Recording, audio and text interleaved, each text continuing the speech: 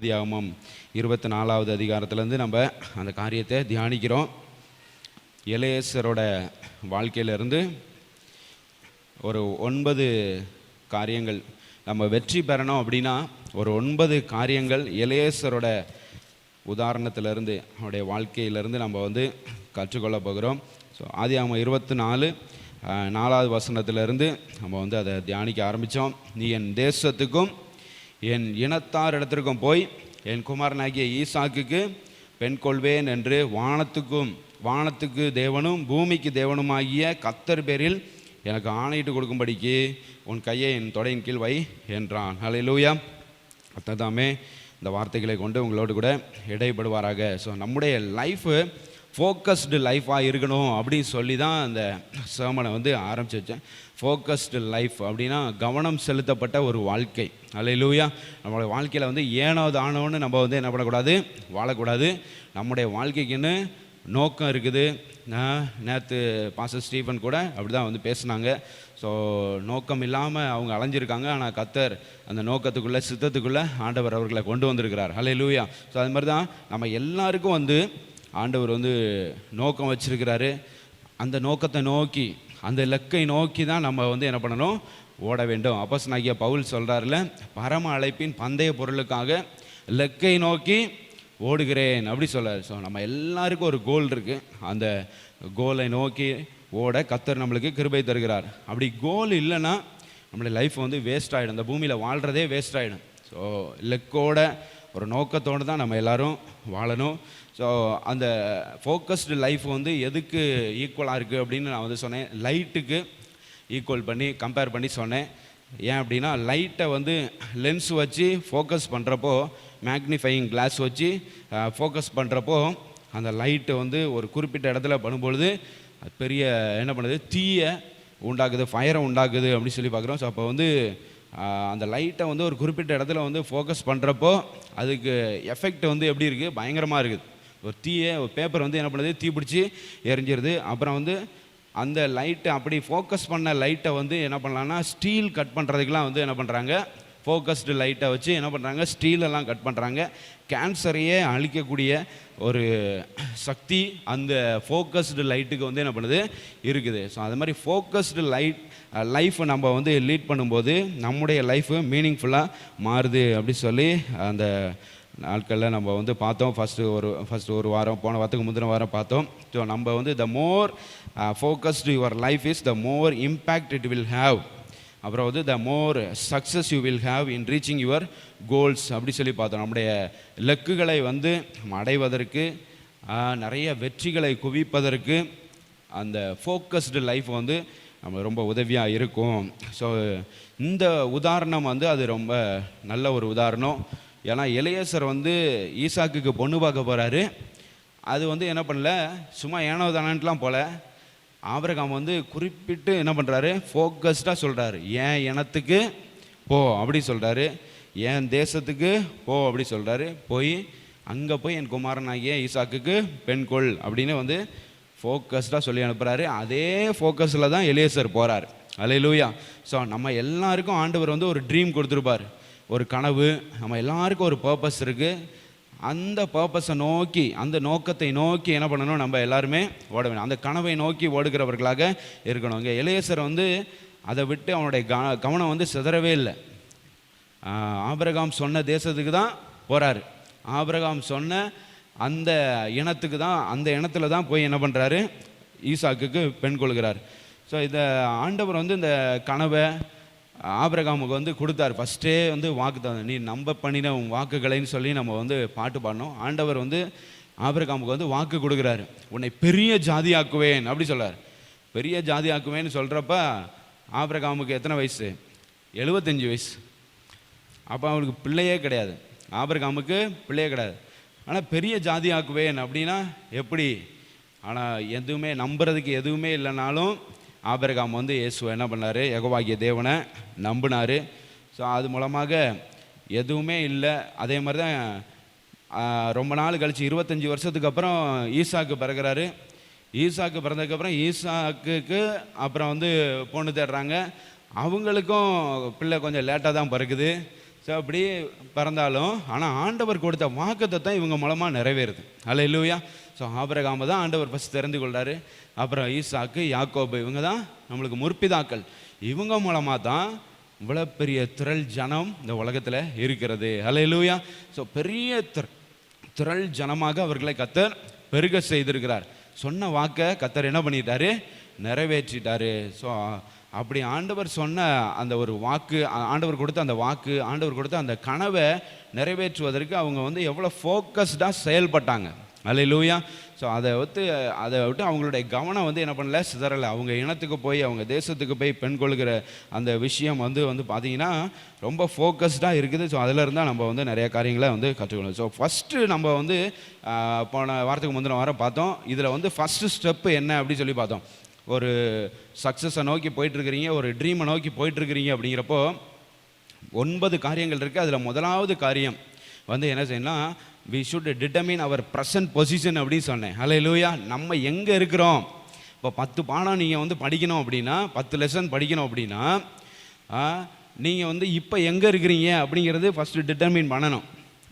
நீங்கள் ஆரம்பிக்கவே இல்லையா, இல்லை ஃபஸ்ட்டு பாடம் படித்து முடிச்சிட்டிங்களா, இல்லை 5th லெசன் வரை வந்திருக்கிறீங்களா, எந்த லெசனில் நீங்கள் நிற்கிறீங்க, இப்போ எந்த சாப்டரில் இருக்கிறீங்க அப்படிங்கிறது அதை டிட்டர்மின் பண்ணுறது ரொம்ப முக்கியம். நீங்கள் ஒன்றுமே செய்யலை, ஆனால் 10 லெசன் படிக்கணும் அப்படின்னா, எங்கே இருக்கிறீங்கன்னு உங்களுக்கு தெரியல, ஆனால் அங்கே போய் சேரணும் அப்படின்னா எப்படி சேர முடியும்? அதை தான் என்ன சொன்னேன், நான் அபிஷேக் கிட்ட வழி கேட்குறேன் அப்படி சொன்னேன். அபிஷேக்கே நான் உங்கள் வீட்டுக்கு வரணும் அப்படின்னு சொல்கிறப்போ, நீங்கள் எங்கே இருக்கிறீங்க அப்படின்னு தான் என்ன பண்ணுவோம், அபிஷேக் ஃபஸ்ட்டு கேட்பான். ஏன்னா நீங்கள் இருக்கிற இடத்துல இருந்து தான் என்ன பண்ண முடியும், வழிகாட்ட முடியும்.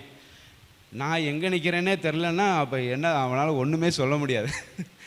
ஸோ அப்போ நம்ம எங்கே இருக்கிறோம் அப்படிங்கிறத ஃபஸ்ட்டு என்ன பண்ணணும், டிட்டர்மின் பண்ணணும். அதை தீர்மானிக்கணும். நம்ம எந்த ஸ்டேஜில் இருக்கிறோம், எந்த நிலையில் நம்ம இருக்கிறோம் அப்படிங்கிறத நம்ம தீர்மானிக்கிறப்ப தான் டெஸ்டினேஷனை நம்ம அடைய முடியும். நம்ம எந்த நிலையில் இருக்கிறோன்னே நம்மளுக்கு தெரிலனா டெஸ்டினேஷனை எங்கே போய் நம்ம அடையவே முடியாது. எந்த இடத்துலேருந்து எப்படி எங்கே போவீங்க, சென்னைக்கு எப்படி போகிறது, எந்த இடத்துல நிற்கிறோன்னே உங்களுக்கு தெரில, எந்த பஸ்ஸை பிடிச்சி போவீங்க, எப்படி போவீங்க, போக முடியாது. எந்த இடத்துல இருக்கிறோம் அப்படிங்கிறது ரொம்ப முக்கியம் அப்படின்னு சொல்லி போன வாரத்துக்கு முந்தின வாரம் நம்ம பார்க்க. அப்போ வேர் ஆர் யூ நவ், இப்போ நீங்கள் எங்கே இருக்கிறீங்க, 10 லெசன் படிக்கிற இடத்துல நீங்கள் எத்தனாவது லெசனில் இருக்கிறீங்க அப்படிங்கிறது ரொம்ப முக்கியம். பப்ளிக் எழுதுகிறவங்க, நீங்கள் யூனிவர்சிட்டியில் படிக்கிறவங்க, உங்கள் எல்லாருக்குமே இந்த மெசேஜ் ரொம்ப பிரயோஜனமாக இருக்கும். நம்ம வேலை செய்கிறவர்களுக்கும் அதுதான். நம்ம எங்கே இருக்கிறோம், எங்கே போய் சேரணும் அப்படிங்கிறது நம்மளுக்கும் ரொம்ப முக்கியமான ஒரு காரியம். அல்லேலூயா. அதை டிட்டர்மின் பண்ணுறது ரொம்ப அவசியம். ஸோ அதுதான் முதல் காரியம் நம்ம பார்த்தோம். ரெண்டாவது இப்போ நம்ம பார்க்க போகிறது என்னென்னா, நம்ம ஒரு கோலை அடையிற பொழுது நம்ம எப்படி இருக்கணும். First we should determine our present position. Secondly, we should be specific in our goals. Specifica, you should know exactly what you want. உங்களுக்கு என்ன வேணும், நீங்கள் என்ன ஆக விரும்புகிறீங்க அப்படிங்கிறத உங்களுக்கு நல்லா தெரிஞ்சிருக்கணும். ஸ்பெசிஃபிக் கோல்ஸ்லாம் இல்லாமல் ஒன்றுமே நம்ம wake goals will be never accomplished. அப்படி தானே? வேக் கோல்ஸ், வேக் அப்படின்னா அன்கிளியர், தெளிவில்லாத லெக்குகளை நம்ம அடைய முடியுமா?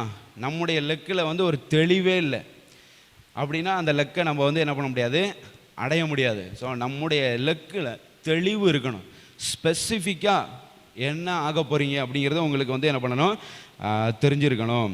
ஸோ அதில் பார்த்தீங்கன்னா when you are specific, you figure out not only what you want but also what you don't want.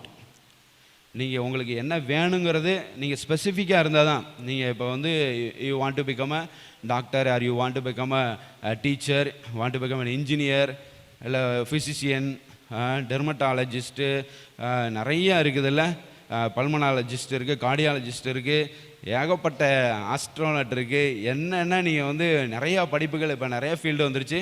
So என்ன ஆகணும் அப்படிங்கிறத நீங்கள் ஸ்பெசிஃபிக்காக தெரிஞ்சுக்கிட்டீங்க.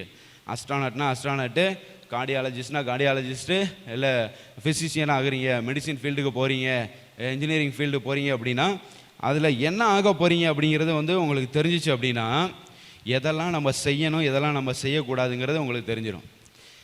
உங்களுக்கு வந்து அந்த ஒரு கோலே இல்லை, ஸ்பெசிஃபிக் கோலே இல்லை. டீச்சர் ஆக போகிறோம், இன்ஜினியர் ஆக போகிறோம், டாக்டர் ஆக போகிறோம், இந்த கோலே இல்லை. ஏதோ போகுது, ஏதோ படிக்கிறோம் அப்படின்னு நீங்கள் வந்து படிச்சிங்கன்னா உங்களுக்கு நீங்கள் என்ன செய்யணும் என்ன செய்யக்கூடாதுங்கிறது உங்களுக்கு தெரியாது. நீங்கள் பாட்டில் ஏதோ ஒன்று என்ன பண்ணிகிட்ருப்பீங்க, செஞ்சிட்ருப்பீங்க. இப்போ டீச்சர் ஆக போனோம் அப்படின்னா கண்டிப்பாக வந்து என்ன பண்ணணும், 12th வரை படிச்சுட்டு உடனே ஒரு டிகிரி என்ன பண்ணணும், படிக்கணும். அப்புறம் உடனே என்ன பண்ணணும், பிஎட் படிக்கணும். அதுக்கப்புறம் வந்து என்ன பண்ணணும், ஒரு மெட்ரிகுலேஷன் ஸ்கூலில் ஏதோ ஒரு ஸ்கூலில் ட்ரைனிங் எடுக்கணும். அதுக்கப்புறம் வந்து என்ன பண்ணலாம், கவர்மெண்ட் ஜாபுக்கு அப்ளை பண்ணலாம். டிஇடின்னு இருக்குது, டிஆர்பின்னு இருக்குது, அதெல்லாம் வந்து எழுதி பாஸ் ஆகி என்ன பண்ணலாம், உள்ள போகலாம். இல்லை அப்படின்னா அந்த ஃபீல்டுலேருந்து பிஎட் வரை படித்தாலும் டிஎன்பிசி எக்ஸாம்ஸ்லாம் எழுதுனீங்கன்னா அந்த எல்லாம் என்ன பண்ணலாம், அந்த ஃபீல்டுக்கும் நீங்கள் வந்து என்ன பண்ணலாம், போகலாம். TNPSC group 1, group 2, group 3, group 4 அப்படின்னு இருக்குது. ஸோ அதுலேயும் வந்து நீங்கள் எக்ஸாம் எழுதி என்ன பண்ணலாம், ஸ்பெசிஃபிக்காக என்ன ஆகணும் அப்படிங்கிறது ரொம்ப முக்கியம். ஸோ இங்கே ஆபிரகாம் வந்து ஸ்பெசிஃபிக்காக சொல்லி அனுப்புகிறாரு. ஆணையிட்டு கொடு அப்படி சொல்கிறார். என் தேசத்துக்கு தான் போவேன்னு ஆணையிட்டு கொடு, என் இனத்தில் போய் தான் நீ வந்து ஈசாக்குக்கு பெண் கொள்வேன்னு ஆணையிட்டு கொடு, எனக்கு வந்து உத்தரவாதம் கொடு, எனக்கு வந்து ப்ராமிஸ் பண்ணு அப்படின்னு சொல்லி என்ன பண்ணுறாரு, கேட்குறத நம்ம ஸ்பெசிஃபிக்காக சொல்லி அனுப்புகிறாரு. ஹல்லேலூயா. ஸோ நம்முடைய கோல்ஸ் வந்து எப்படி இருக்கணும், ஸ்பெசிஃபிக் கோல்ஸாக இருக்கிறது ரொம்ப ரொம்ப அவசியம். நம்ம எல்லாத்துக்கும் ட்ரீம் இருக்குது, வாழ்க்கையில் வந்து கனவு இருக்குது, இலக்கு இருக்குது. அப்படிங்கிறப்ப நீங்கள் 1-2 கொஸ்டின் உங்களை வந்து நீங்கள் வந்து கேட்டுக்கணும். என்ன கொஸ்டின்ஸ்லாம் கேட்கணும் அப்படின்னா, what do I want to be, what do I want to become அப்படி சொல்லி, நான் என்ன ஆக விரும்பணும் அப்படிங்கிற, டீச்சரா, இன்ஜினியரா, டாக்டரா, என்ன ஆகணும் அப்படிங்கிற. அதுக்கு what do I want to do, என்ன நான் செய்யணும், அதுக்கு நான் என்ன செய்யணும் அப்படிங்கிறத அந்த கேள்வி என்ன பண்ணணும், நீங்கள் வந்து கேட்கணும். என்ன ஆகணும், அதுக்கு என்ன செய்யணும். What do I want to have, அதுக்கு என்ன என்கிட்ட இருக்கணும், அதுக்கு என்ன என்கிட்ட இருக்கணும். இது இந்த 3 கொஸ்டினும் வந்து என்ன பண்ணணும், நீங்கள் கண்டிப்பாக கேட்கணும். அப்படின்னா தான் அந்த ஸ்பெசிஃபிக் கோலை போய் என்ன பண்ண முடியும், அடைய முடியும். இந்த நேரத்தில் இப்போ வந்து ஹவு அப்படின்ற கொஸ்டின்லாம் கேட்கக்கூடாது. நிறைய பேர் ஹவுன்ற கொஸ்டின், எப்படி, எப்படிடா நான் டீச்சர் ஆகிறது, எப்படி நான் இன்ஜினியர் ஆகிறது, எப்படி நான் டாக்டர் ஆகுதுன்னா ஆகவே முடியாது. அப்படிலாம் கொஸ்டின் கேட்கக்கூடாது. ஹவுன்ற கொஸ்டின் என்ன பண்ணக்கூடாது, நீங்கள் வந்து கேட்டிங்கன்னா அப்படி உட்காந்துருவீங்க. அதுக்கு பதிலாக வந்து நீங்கள் என்ன கொஸ்டின் கேட்கணும்னா, why do I want to become a doctor, why do I want to become an engineer, நான் ஏன் இன்ஜினியர் ஆக விரும்புகிறேன், ரீசன், நான் இன்ஜினியர் ஆகணும்னா என்ன ரீசனுக்காக நான் இன்ஜினியர் ஆகணும், டாக்டர்னா என்ன ரீசனுக்காக நான் டாக்டர் ஆகணும். சோசியல் சர்வீஸ் செய்ய போகிறீங்களா, இல்லை நல்லா காசு பார்க்க போகிறீங்களா? சில டாக்டர் நல்லா சோசியல் சர்வீஸ் பண்ணுவாங்க, சில டாக்டரு பணம் அவ்வளோதான், அங்கே போனால் கொள்ளை அடிப்பாங்க. அதுக்காக சில பேர் பணம் சம்பாதிக்கிறதுக்கே டாக்டர் ஆகுவாங்க. சில பேர் நல்லா சோசியல் சர்வீஸாக என்ன பண்ணுவாங்க, 5 ரூபா டாக்டர், 10 ரூபா டாக்டர்லாம் என்ன பண்ணுவாங்க, இருப்பாங்க. ஸோ அப்படிலாம் இருப்பாங்க. ஸோ அப்போ எதற்காக நான் வந்து இப்படி ஆகணும் அப்படிங்கிற அந்த கேள்வியை வந்து என்ன பண்ணணும், நீங்கள் கேட்கணும். ஹவு டு ஐ பிகம்லாம் கேட்கக்கூடாது, நான் எப்படி ஆவேன் அப்படி. நீங்கள் வந்து இந்த கொஸ்டின் ஏன் நம்ம ஆகிறோன்னு அந்த கொஸ்டினுக்கு உங்களுக்கு பதில் தெரிஞ்சிச்சுன்னா, நீங்கள் ஏன் டாக்டர் ஆகுறீங்க அந்த ரீசன் உங்களுக்கு தெரிஞ்சிச்சுன்னா, ஹவ்வெல்லாம் ஆண்டவர் பார்த்துக்குவார். ஹல்லேலூயா. அதை எப்படி உங்களை வந்து அங்கே கொண்டு போகிறது, எப்படி உங்களை டாக்டர் ஆக்குறது, எப்படி உங்களை இன்ஜினியர் ஆக்குறது, எப்படி உங்களை டீச்சர் ஆக்குறதுன்ற வேலையெல்லாம் என்ன பண்ணிடுவார் ஆண்டவர். ஹவ்வுங்கிறதெல்லாம் ஆண்டவர் பார்த்துக்குவார். ஆனால் உங்களுக்கு என்ன தெரியணும், ஒய், ஏன் நீங்கள் ஆகுறீங்க, ஏன் இந்த இலக்கு வச்சிங்க, ஸ்பெசிஃபிக்காக ஏன் நீங்கள் டாக்டர் ஆகுறீங்க, ஸ்பெசிஃபிக்காக நீங்கள் ஏன் இந்த வேலையை செய்கிறீங்க, ஏன் இப்படி ஆகணும்னு நினைக்கிறீங்க, அது உங்களுக்கு கண்டிப்பாக தெரிய வேண்டும். அல்லேலூயா, ஸ்தோத்திரம். இங்கே வந்து ஆபிரகாமுக்கு வந்து நல்லாவே தெரியும், ஏன் தேசத்துக்கு அனுப்புகிறேன், ஏன் இனத்தார் இடத்துக்கு அனுப்புகிறேன் அப்படிங்கிறது ஆபிரகாமுக்கு நல்லாவே தெரியும். ஏன்னா அவங்க இருக்கிற தேசம் கானான் தேசம். அந்த கேனனைட்டு லேடி யாராச்சும், அந்த கேனனைட்டு உமன், கேனனைட்டு கேர்ள் யாராச்சும் வந்து அவங்கள வந்து மேரேஜ் பண்ணால், அது பேசாமல் அங்கே வா நம்ம சாமியை கும்பிடுவோன்னு இழுத்துட்டு போயிடும். அவங்க கலாச்சாரம் வேறு, அவங்களோட இது எல்லாமே வேறு. ஸோ அப்போ வந்து அதை வந்து என்ன பண்ண முடியாது, ஃபாலோ பண்ண முடியாது, அங்கே நம்ம போய் மிங்கிளாக முடியாது. ஸோ அதனால தான் வந்து ஸ்பெசிஃபிக்காக என் தேசத்துக்கு போயிரு, ஏன் இனத்தார் இடத்துக்கு போயிடு. கிறிஸ்டியன் கேர்ளையோ பாயோ வந்து கல்யாணம் பண்ணால் பிரச்சனையே இருக்காது. அதுலேயும் நம்மளுக்கு கிறிஸ்டினில் நிறையா டினாமினேஷன் இருக்குது. பென்டிகாஸ்டல், சிஎஸ்ஐ, ஆர்சின்னு இருக்குது. ஸோ அதையும் நம்ம என்ன பண்ணிக்கணும், பார்த்துக்கணும். சில பேர் ஆர்சியாக இருப்பாங்க, சிஎஸ்ஐயாக இருப்பாங்க, பென்டிகாஸ்டல்கிட்ட போய் மாட்டினா சிக்கலாயிரும். ஐயோ என்ன எப்போ பார்த்தாலும் ஆவியில் நிறையுது, எப்போ பார்த்தாலும் ப்ரேயருக்கு வாங்கன்னு கூப்பிடுது அப்படின்ட்டு சிஎஸ்ஐக்காரங்களுக்கு, ஆர்சிக்காரங்களுக்கு கொஞ்சம் கஷ்டமாக இருக்கும். இதே பென்டிகாஸ்டல் வந்து சிஎஸ்ஐ, ஆர்சியில் போய் மாட்டிக்கிட்டாங்கன்னா அவங்க அசால்ட்டாக இருப்பாங்க. உலக காரியத்தில் அதிகமாக வந்து என்ன பண்ணுவாங்க, ஈடுபாட்டோடு இருப்பாங்க. அவங்க பொங்கல் வச்சா நம்மளும் ஒரு பொங்கல் வச்சாகணும் அப்படின்னு. ஐயோ இதெல்லாம் பைபிளில் இல்லைங்க அப்படின்னு. நம்மளோட இது கலாச்சாரம் அப்படி தான், நம்முடைய பாரம்பரியம் அப்படி தான், நம்மளுடைய ட்ரெடிஷன் அப்படி தான் என்ன பண்ணுவாங்க அவங்க சொல்லுவாங்க. ஸோ இனத்தோடு சேர்றது ரொம்ப நல்லது. அதான் வந்து பீயிங் ஸ்பெசிஃபிக். அல்லேலூயா. இல்லை உங்களால் வந்து வேறு ரிலிஜன் பொண்ணு வேறு ரிலிஜன் பையனை கல்யாணம் பண்ணி அவங்கள இழுத்துட்டு வர முடியும், அப்படிலாம் இழுத்துட்டு வர முடியும்னு போனவங்களாம் நிறைய பேர் அங்கே இழுப்புண்டு போனதெல்லாம் நாங்கள் பார்த்துருக்குறோம்.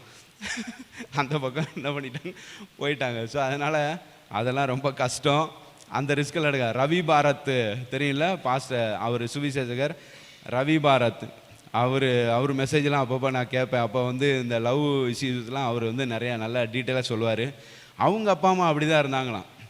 அவங்க அம்மா நல்ல விசுவாசி, அவங்க அப்பா வந்து அவங்க ஹிந்துவில் இருந்திருக்காங்க. எல்லாம் அவரை கொண்டு வந்துடலாம் அப்படின்னு மேரேஜ் பண்ணால் அங்கே ஒன்றும் கொண்டே வர முடியல. ரொம்ப வருஷம் கழித்து அவர் 60 வயசுக்கு மேலே ஆனதுக்கப்புறம் சரின்ட்டு வந்தாராம் சர்ச்சுக்கு. அப்போ நம்மளுடைய திறமையில் நம்ம அப்படின்லாம் ஒன்றும் என்ன பண்ண முடியாது, நம்ம வந்து செய்ய முடியாது. ஸோ இப்போ நம்ம ரொம்ப கவனமாக இருக்கணும். எங்கே நம்ம வந்து போகிறோம், என்னவாக விரும்புகிறோம், எப்படி இருக்க விரும்புகிறோம், அப்போ நம்மக்கிட்ட என்ன இருக்கணும், இதெல்லாம் நம்மளுக்கு கரெக்டாக தெரிஞ்சிருக்கணும். அப்படின்னா நம்ம கோல்ஸை நம்ம வந்து என்ன பண்ண முடியும், அடைய முடியும். இதில் வந்து நிறைய பேர் வந்து என்ன பண்ணுவாங்கன்னா கன்ஃபியூஸ் ஆயிடுவாங்க. நிறைய பேர் டிசிஷன் எடுக்கிற டைமில் ப்ராப்ளம் சால்விங் அந்த ஒரு ஏரியாக்குள்ளே போய்ப்பாங்க. இப்போ நான் டாக்டர் ஆகணுன்னா என்னென்ன பிரச்சனை வரும் அதெல்லாம் இப்போ உட்காந்து யோசிக்கக்கூடாது. இப்போ இன்ஜினியர் ஆகணும்னா என்னென்ன பிரச்சனை வரும் அப்படிங்கிறதெல்லாம் உட்காந்து என்னக்கூடாது. இன்ஜினியர் ஆகணும்னு டிசிஷன் எடுத்தால் அதுக்குள்ளே காரியங்களை பார்த்துட்டு போயிட்டே இருக்கணும். அதில் இடையில பிரச்சனை வந்தால் சால்வ் பண்ணிட்டு போகணும். முதல்ல கோல் செட் பண்ணுறதுக்கு முன்னாலே, இல்லை கோல் செட் பண்ணுற அந்த ஃபஸ்ட்டே அந்த ஆரம்பத்தில் எப்படி நான் அந்த பிரச்சனையெல்லாம் இது பண்ண போகிறேன்னு தெரில, என்னென்ன பிரச்சனையெல்லாம் வரப்போகுதுன்னு தெரில அப்படின்னு வந்து யோசிக்கிட்டு இருந்தீங்கன்னா அந்த ஃபீல்டுக்குள்ளே நீங்கள் வந்து போகவே முடியாது. நீங்கள் ஒரு கோர்ஸ் எடுத்துருக்கிறீங்க அப்படின்னா இதில் என்னென்ன பிரச்சனை இருக்க போதோ தெரியல, இது எப்படி நான் படிக்க போகிறேன் எப்படி அப்படிங்கிற அந்த கேள்வியே என்ன பண்ணக்கூடாது, நீங்கள் கேட்கக்கூடாது. ஏன் நான் வந்து இதை எடுக்கிறேன், அதுக்கு ரீசன் உங்களுக்கு இருந்தால் எப்படிங்கிறதெல்லாம் ஆண்டவர் பார்த்துக்குவார். ஹல்லேலூயா. அதை வந்து ஆண்டவர் நிச்சயமாக என்ன பண்ணுவார், உங்களுடைய வாழ்க்கையில் செய்வார். ஸோ அப்போ வந்து ஏன் நீங்கள் வந்து இந்த கோர்ஸ் எடுத்து படிக்கிறீங்க, அதுக்கு மட்டும் நீங்கள் ரீசன் கண்டுபிடிங்க. மற்ற காரியங்கள் எல்லாம் ஆண்டவர் உங்களை கொண்டு என்ன பண்ணுவார், செய்வார், கண்டிப்பாக செய்வார். ஸோ நம்ம சர்ச்சில் வச்சு பார்த்தாலும் நம்மளும் வந்து என்ன பண்ணுறோன்னா நிறையா கோல்ஸ் வந்து வச்சுருக்கிறோம். நம்மளும் நிறையா ஸ்பெசிஃபிக் கோல்ஸ். இப்போ வந்து ஆம்னி கார் வாங்கணும் அப்படிங்கிறது ஒரு ஸ்பெசிஃபிக் கோல். அது ஏன் வாங்குகிறோம் அப்படிங்கிறது அதுக்கு தான் காரணம் சொன்னேன். இங்கே யூனிவர்சிட்டியிலேருந்து நடந்து வர கஷ்டமாக இருக்குது, அண்ணா யூனிவர்சிட்டிலேருந்து நடந்து வர கஷ்டமாக இருக்குது. இங்கே ஒரு ட்ரிப்பு, இங்கே ஒரு ட்ரிப்பு, 2 ட்ரிப்பு, இல்லை அங்கே ஒரு ட்ரிப்பு அப்படின்னு அடித்தோம்னா அவங்க எல்லாத்தையும் என்ன கரெக்டான டைமுக்கு இங்கே சர்ச் ஆராதனைக்கு வந்து கொண்டு வந்துடலாம். ஸோ ஏன் அப்படின்னு நம்மளுக்கு ரீசன் தெரியுது. இனிமேல் எப்படிங்கிறதெல்லாம் ஆண்டவர் பார்த்துக்குவார். அல்லேலூயா. அதை எப்படி ஆம்னியை கொண்டு வரணும் அப்படிங்கிறது ஆண்டவருக்கு தெரியும். ஏன்னா நம்மளுக்கு ரீசன் தெரியுது, எதுக்காக ஏன் நம்மளுக்கு அந்த கார் தேவை அப்படிங்கிறது நம்மளுக்கு தெரியுது. அது எப்படியும் ஆண்டவரால் கொண்டு வர முடியும். ஸோ அதே தான் உங்களுடைய வாழ்க்கையில் உங்களுடைய கோல், நீங்கள் வச்ச கோல் எதுக்காக அந்த கோல் வச்சிங்க, எதுக்காக நீங்கள் அதை செய்கிறீங்க அப்படிங்கிற உங்களுக்கு ரீசன் காரணம் தெரிஞ்சிச்சுன்னா கண்டிப்பாக ஆண்டவர் எப்படியும் எதை கொண்டும் யாரை கொண்டும் அதை நிறைவேற்றி முடிக்க அவர் வல்லவராக இருக்கிறாரு. ஹல்லேலூயா. ஸ்தோத்திரம். கர்த்தர் நல்லவர். ஸோ இந்த 2 காரியத்தை நம்ம வந்து பார்த்துருக்கோம். ஃபஸ்ட்டு வந்து நம்முடைய கோல்ஸை வந்து ரீச் பண்ணுறதுக்கு முதலாவது we should determine our present position. நம்ம எந்த நிலையில் இருக்கிறோம், எங்கே இருக்கிறோம் அப்படிங்கிறது ஃபஸ்ட்டு முக்கியம். ஸோ இன்ஜினியர் ஆகணும்னா இல்லை ஒரு டிகிரி பண்ணணும்னா ஃபஸ்ட்டு எங்கே இருக்கணும், 12th முடிச்சிருக்கணும். நீங்கள் 5th ஸ்டாண்டர்டில் இருந்துட்டு நான் இன்ஜினியர் ஆகணும் அப்படின்னா நீங்கள் பயணிக்க வேண்டிய தூரம் வெகு தூரமாக இருக்குது.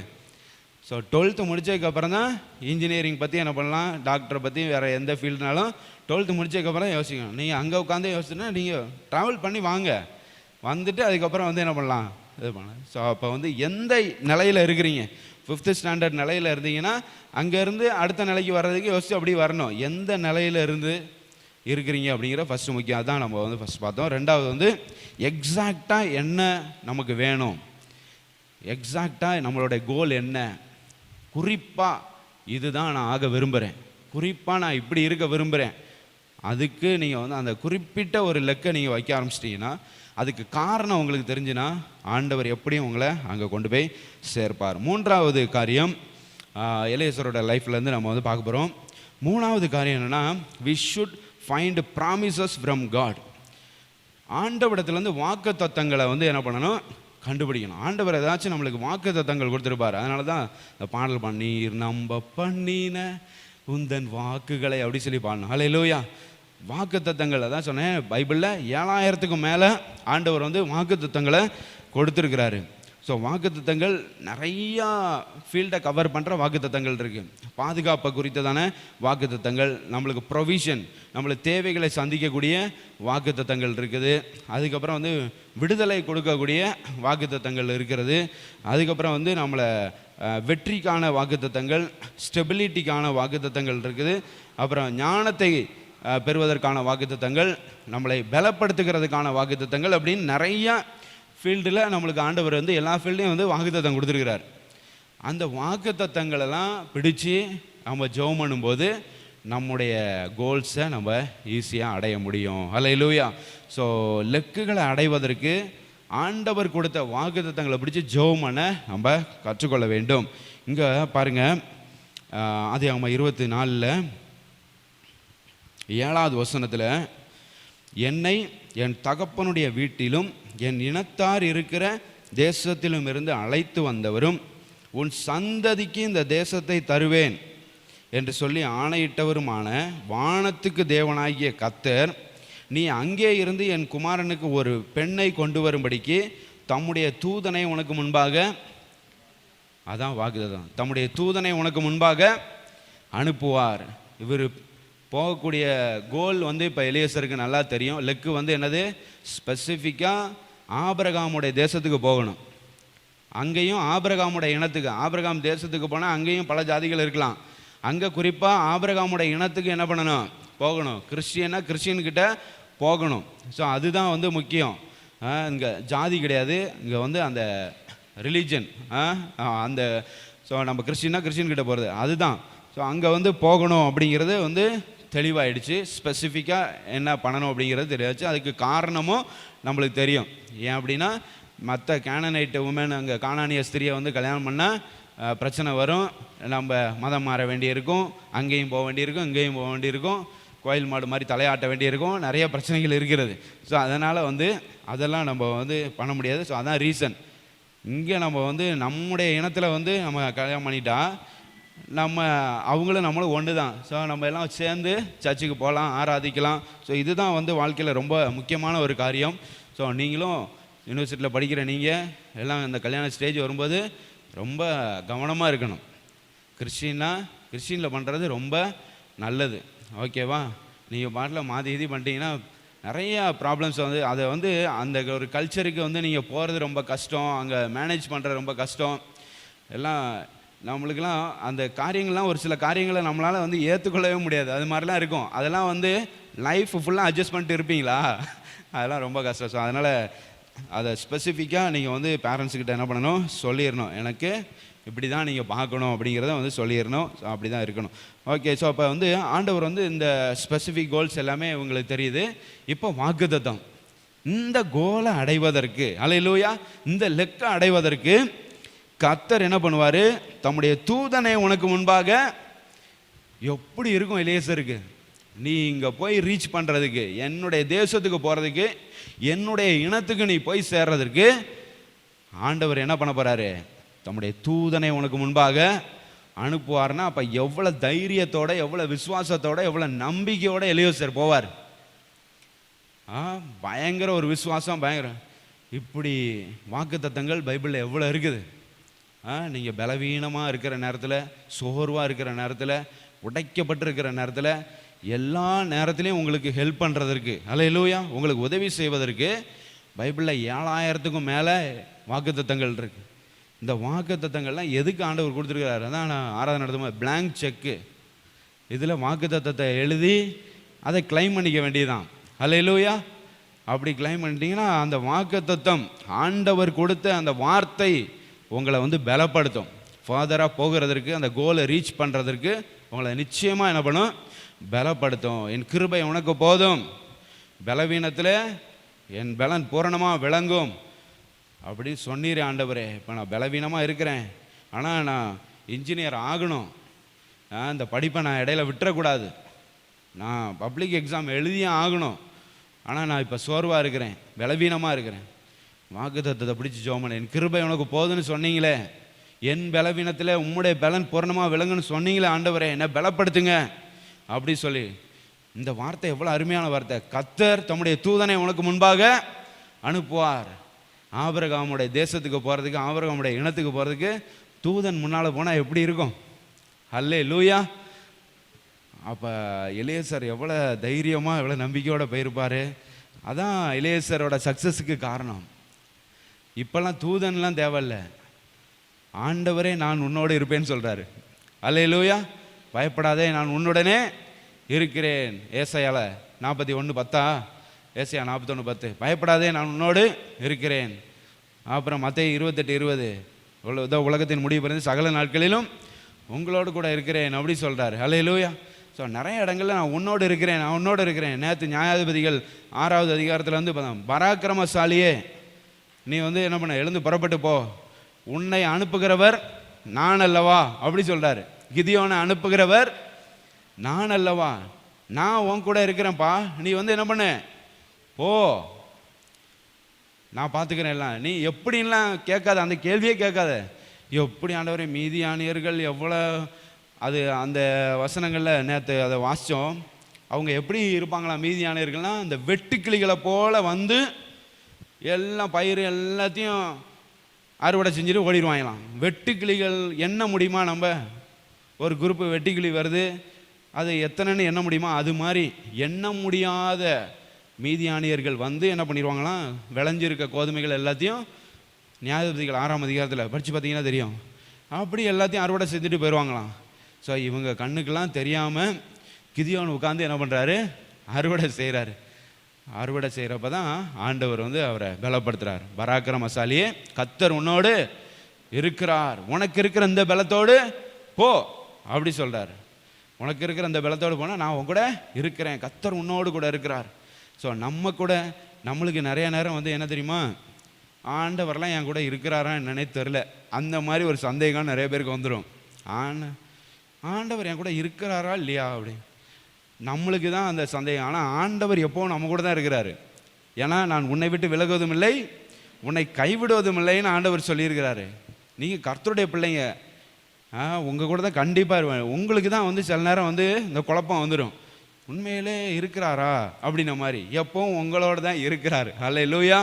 ஸோ நீங்கள் செய்ய வேண்டியதை என்ன பண்ணுங்கள், செய்யுங்க. தைரியமாக புறப்பட்டு போய் நீங்கள் செய்ய வேண்டியதை செய்யுங்க, கர்த்தர் உங்களோட கூட இருக்கிறாரு. அல்லேலூயா. நிறைய நேரங்களில் நம்மளுக்கு இந்த மாதிரி ஒரு டவுட் வந்துடும், எப்படி ஆண்டவருடைய பிரசன்னத்தை ஃபீல் பண்ணவே முடியலையே, அந்த மாதிரி சில காரியங்கள். ஆண்டவருடைய பிரசன்னத்தை ஃபீல் பண்ண முடியல, ஆண்டவருடைய சமூகம் நமக்கு முன்னால் போகுதா என்னன்னு தெரியல, அந்த மாதிரி ஒரு குழப்பம், சந்தேகம் நிறைய பேருக்கு என்ன பண்ணிடுது, வந்துடுது. ஆனால் நம்மளோட சந்தேகம் தான் அது, நம்மளுடைய கேள்வி தான் அது. ஆண்டவர் இருக்கிறாரா இல்லையா, என் கூட இருக்கிறாரா, என் முன்னால் போகிறாரா, பின்னால் என்னை காப்பாற்றிட்டு வர்றாரா அப்படிங்கிறத நம்ம கேள்வி தான்.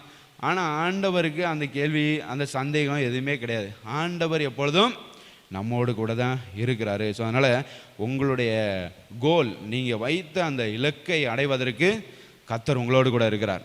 கர்த்தர் தம்முடைய தூதனை உங்களுக்கு முன்பாக அனுப்புகிறார்.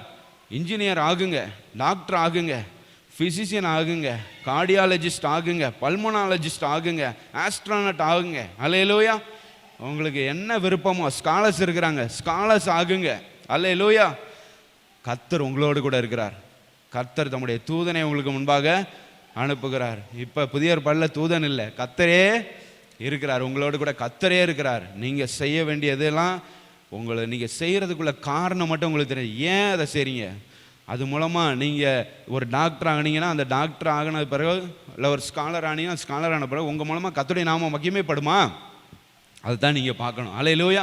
அது ரீசன் என்ன? ரீசன் இன்ஜினியர் ஆகுறீங்க எல்லாம்னா, பிடெக் படிக்கிறீங்க எல்லாம் என்ன, அது நீங்கள் பெரிய டெக்னீஷியன் ஆகி இந்த டெக்னாலஜிக்குள்ளே போய் அந்த ஃபீல்டுக்குள்ளே போயிட்டோம், கர்த்தருடைய நாமம் உங்களால் மகிமைப்படுமா?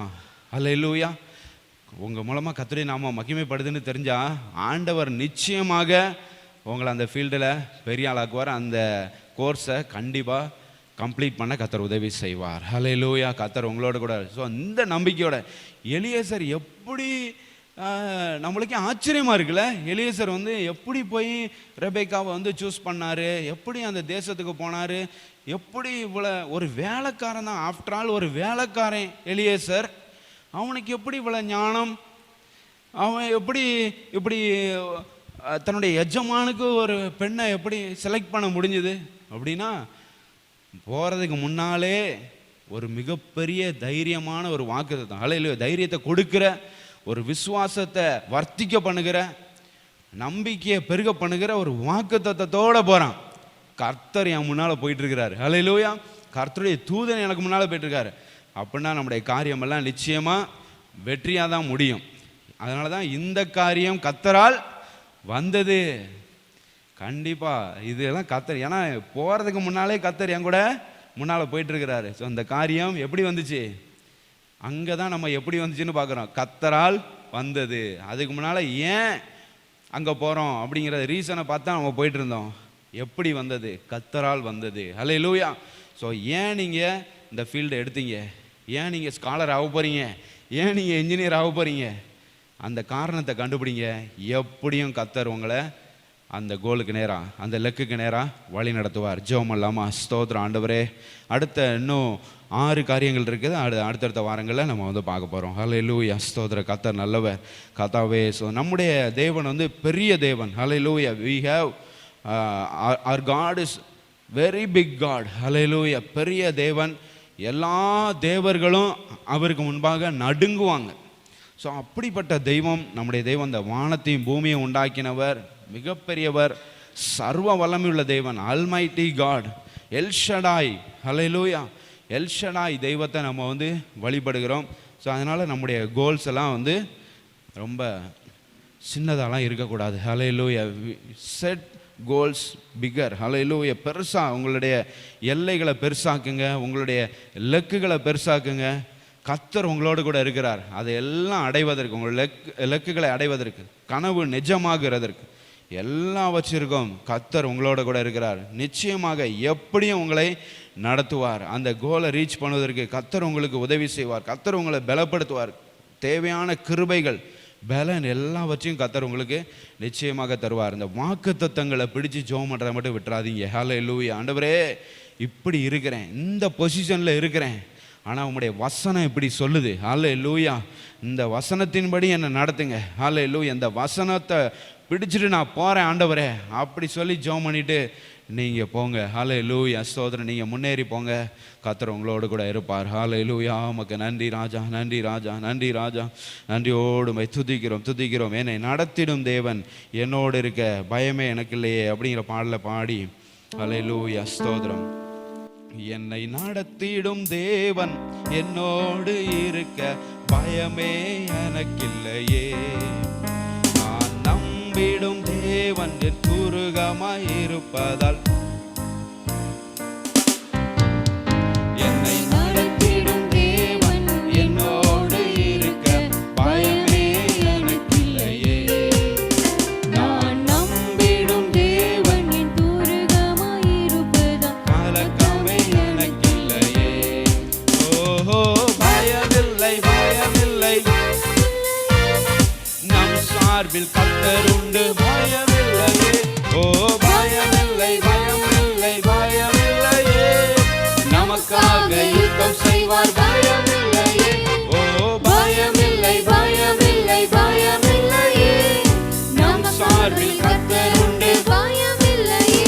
ஓ பயமில்லை, பயமில்லை, பயமில்லை. செய்வார் பயமில்லையே. என்னை நடத்திடும் தேவன் என்னோடு இருக்க பயமே எனக்கில்லையே. நான் நம்பிடும் தேவன் என் துருகமாயிருப்பதால் எனக்கில்லையே. முந்தினதை நீ யோசிக்காதே, பூர்வமானதை சிந்திக்காதே. முந்தினதை நீ யோசிக்காதே, பூர்வமானதை சிந்திக்காதே. மேலானதை நீ சுதந்தரிக்க வேறொன்ற செய்வார் பயமில்லையே. மேலானதை நீ சுதந்தரிக்க வேறொன்ற செய்வார் பயமில்லையே. ஓ பயமில்லை பயமில்லை பயமில்லையே, நம் சார்பில் கர்த்தருண்டு பயமில்லையே. ஓ பயமில்லை பயமில்லை பயமில்லையே, நமக்காக யுத்தம் செய்வார் பயமில்லையே. நடத்திடும் தேவன் என்னோடு இருக்க பயமே எனக்கில்லையே. நான் நம்பிடும் தேவன் என் துருகமாயிருப்பதால் கலக்கமே எனக்கில்லையே. ஹல்லேலூயா.